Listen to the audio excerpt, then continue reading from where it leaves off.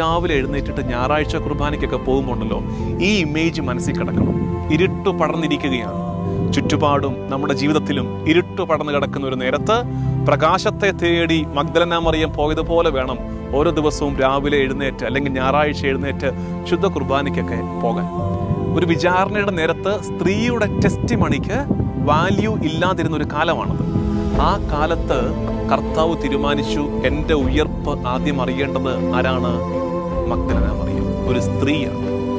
ഈശോയുടെ ഉയർപ്പ് ഒരു തട്ടിപ്പല്ലെന്ന് എഴുതി ചേർക്കപ്പെട്ടതല്ല എന്നുള്ളതിൻ്റെ ഏറ്റവും നല്ല ഉദാഹരണമാണത്.